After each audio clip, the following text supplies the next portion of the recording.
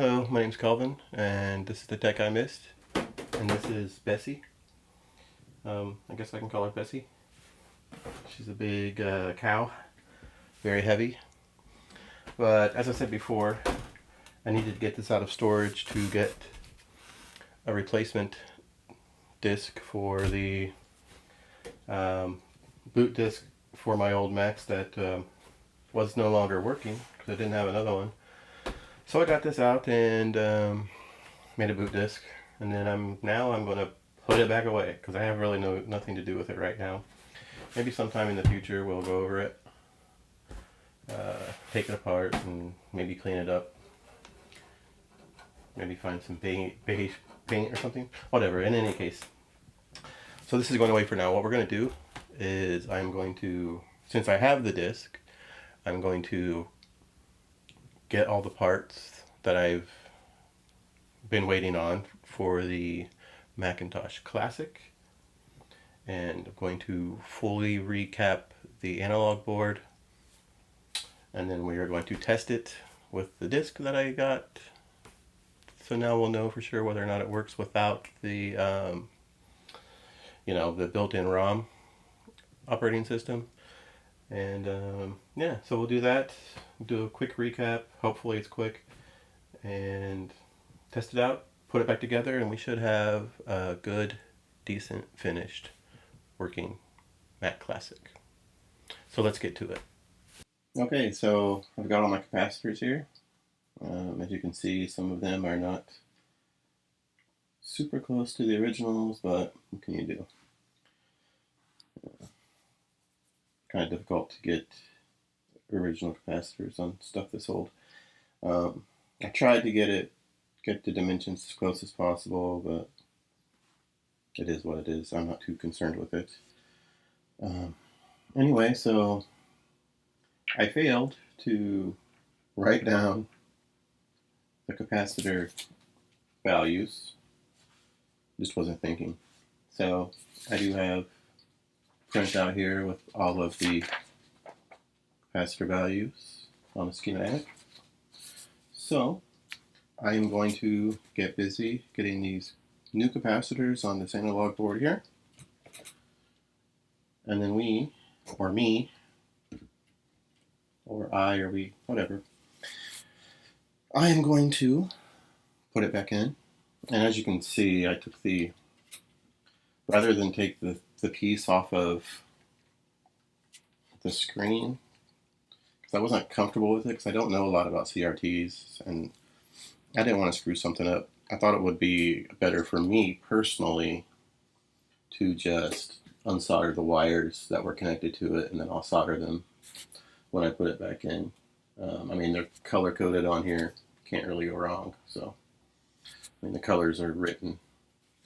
So, for me, it was easier that way. Again, I'm not super well educated on how CRT monitors work, and I didn't want to take the ring off. I know a lot of people take it off, and it's probably not a big deal, but I just didn't want to take the chance. So I just desoldered the wires. So anyway, let's get on with it and start soldering. Okay, so I'm going to start out with the REFA capacitors. And basically just put them in and start soldering. It's going to be a lot of fast motion soldering.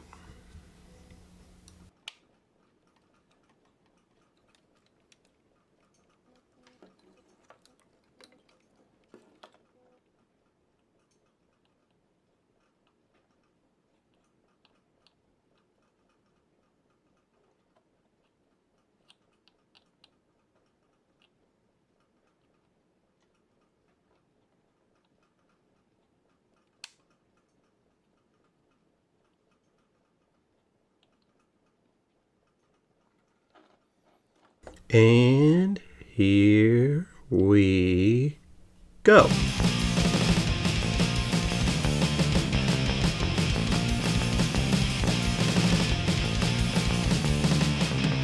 Saw her at the boat ride.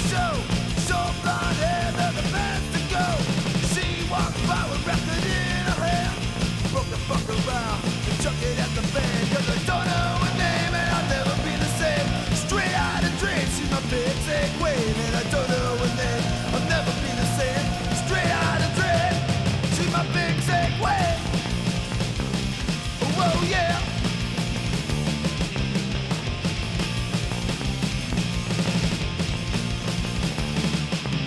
She walked by with leather combat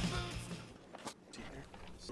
Okay, so in this cluster, and I ended up making two mistakes. The first one was I put one of the capacitors in backwards, which I found, I don't know, maybe 10 minutes later, because I usually check periodically.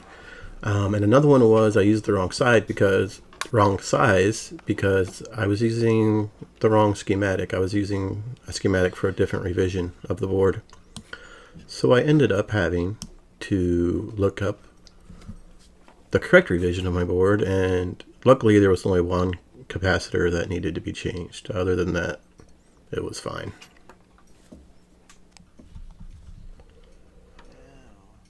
And you can see I'm showing you. Yeah, I got it right now. Just to make sure. She walked by with record in her hand, broke that fucker around and chucked it at the fan. Cause I don't know her name and I'll never be the same. Straight out of dread, see my big zag wave, and I don't know her name, I'll never be the same. Straight out of dread, see my big zag wave. Oh yeah.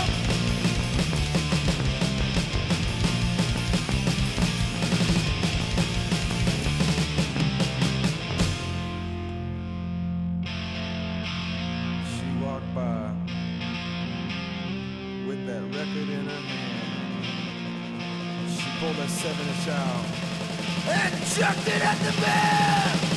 And I don't know when I'll never be the same. Straight out of dreams, she my big zag wave. And I don't know when I'll never be the same.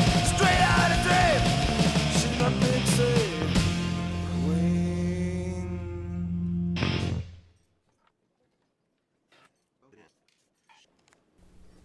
Okay, and here is where an issue arose. Can you see that pad that I'm pointing at? It's gone. Pad's missing. So what I did was I scraped off with my knife a little bit of the trace, and I just soldered the leg of the capacitor to the bare trace.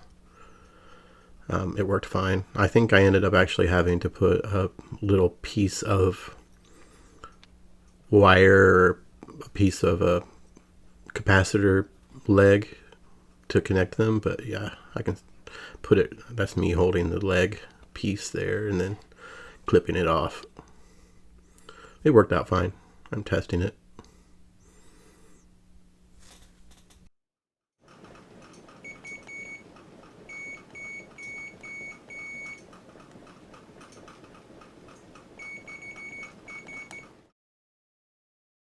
Ta-da!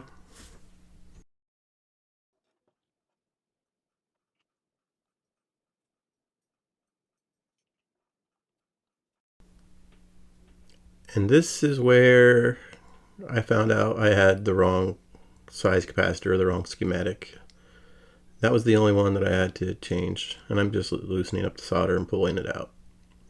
Put the new one in. We're good to go.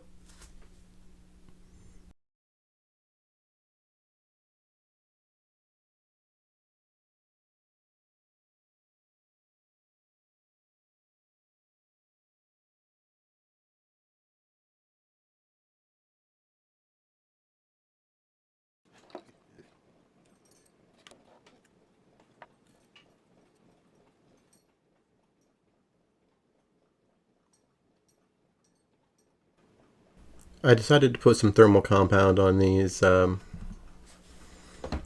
I'm not even sure what they are. Probably voltage regulators. I didn't look. But they're on big heat sinks, so I figured some thermal compound couldn't hurt.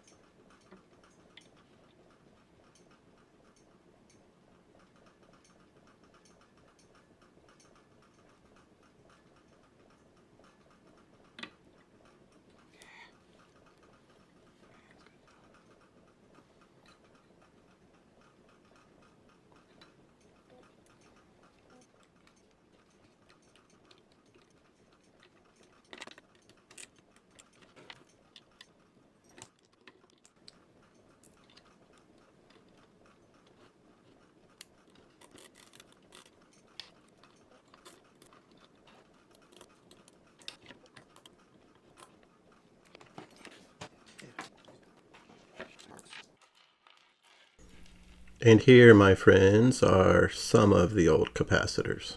Not all of them. I didn't want to just scrounge all of them up, but it's most of them.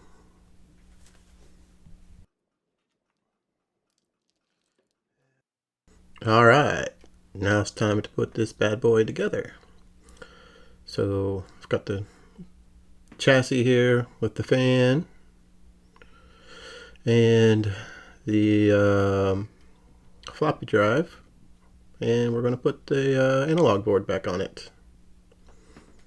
So I cleaned the analog board with some alcohol to get as much of the flux off as I could, and then I'm going to put the paper cover back on it with these plastic rivets.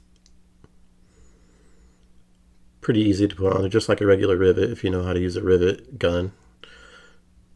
You just put it in and then put the middle piece in, and it makes the legs expand so it doesn't come back out. I had a little bit of trouble with this one because I couldn't reach my finger in there, so I had to use my pliers. And there is the motherboard, and in the previous video you saw I recapped this. Not going to bother recapping it. I'm going to keep this for myself. I do have some SMD capacitors of this size now, but I didn't at the time that I made the video and recapped it, but I'm not going to worry about recapping it. Maybe in another 20 years I'll need to do it, but who knows. If I decided to sell this computer, I would recap it, but I'm probably not going to sell it. I can't see myself selling any of these. I have no reason to.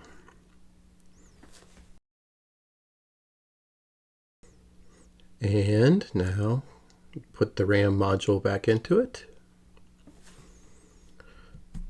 Very easily, just slides right in.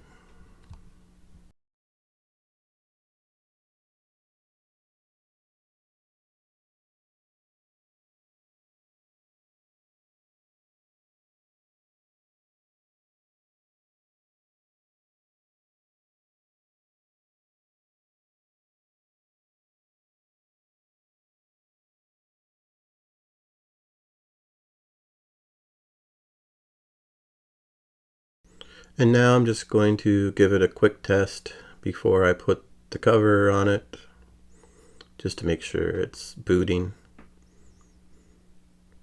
That way I don't have to take the cover back off and all that, of course.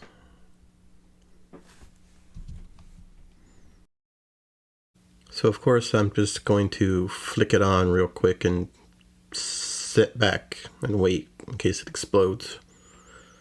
It didn't, of course.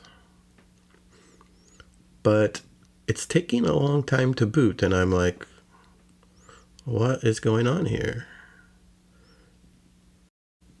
It turns out it was just the brightness. So I turn it up, and there we go.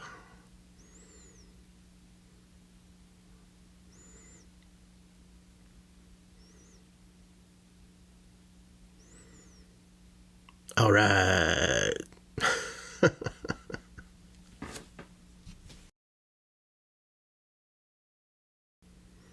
Now it's time to turn it off, put the cover on, and test it with the boot disk. Okay, so this Mac Classic is basically done. All I'm going to do now is turn it on and boot it to this new disk that I made, like I said before, with the PowerPC 9600. And so let's go ahead and turn it on. See how she looks. I love hearing the chime.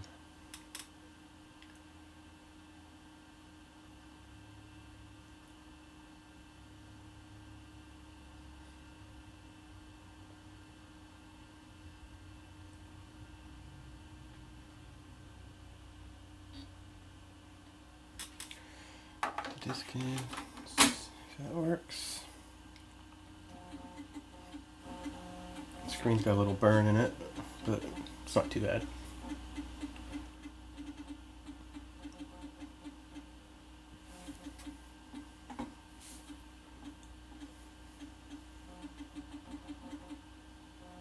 There we go.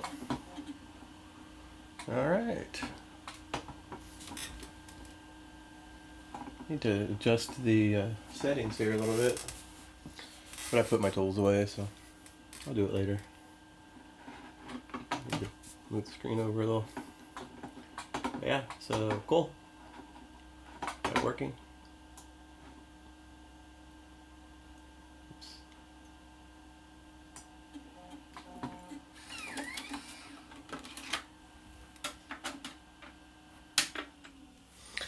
All right, so we successfully retrobrighted this, recapped the board, and recapped the analog board, and it's working pretty well now. So from free to putting about, I don't know,